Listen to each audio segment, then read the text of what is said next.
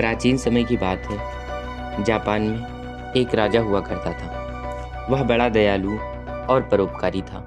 उसके राज्य के सभी लोग उसकी प्रशंसा करते कि उनका राजा तो उनकी प्रजा का हर तरह से भला करता है। वह राजा अपने राज्य में रहने वाले सभी लोगों के लिए एक देवता था। वह अपनी प्रजा पर कभी भी किसी भी तरह के संकट को नहीं आने देता, और अगर कोई संकट आ जाता तो वह उसे दूर करने का हर तरह से प्रयास करता। एक बार राजा के राज्य पर किसी विपक्षी राजा ने आक्रमण कर दिया। अचानक हुए आक्रमण की वजह से राज्यवासी, सैनिक और मंत्रीगण डर गए, परंतु उनके राजा ने उन सभी को संबोधित किया और युद्ध करने के लिए उन्हें प्रेरित किया।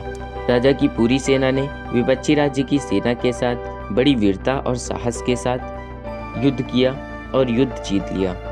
परंतु उस युद्ध में राजा बहुत ही ज़्यादा घायल हो गए और उनकी एक आंख और पैर कट गया।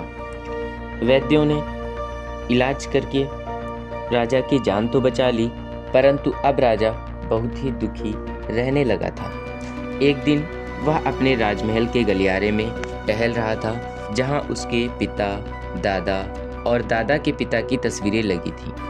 वह उनको देखकर और भी दुखी हुआ कि न जाने उसके मरने के बाद उसकी तस्वीर वहां कैसी लगेगी, क्योंकि राजा तो लंगड़ा और काना हो चुका था।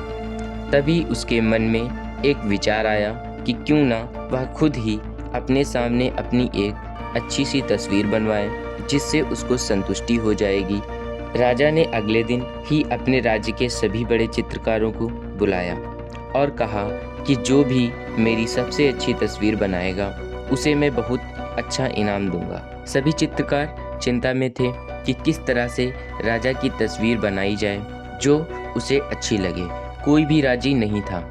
फिर उनकी भीड़ में से एक 17-18 साल का लड़का बोला, महाराज, मैं आपकी तस्वीर बना सकता हूँ, लेकिन मुझे एक रात का समय चाहिए। राजा ने उसे समय दे दिया। अगले दिन सभी लोग दरबार में उपस्थित हुए।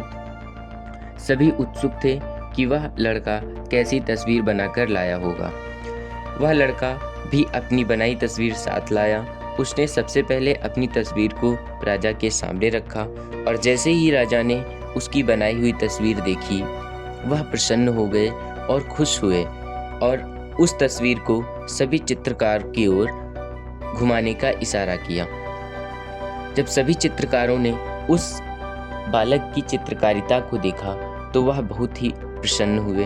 तस्वीर में राजा एक चिड़िया पर निशाना लगा रहा था और वह घोड़े पर सवार था, जिससे ना ही उसका एक पैर दिख रहा था और ना ही उसकी वह आंख दिख रही थी, जिसे देखकर ऐसा लग ही नहीं रहा था कि वह लंगड़ा और काना है।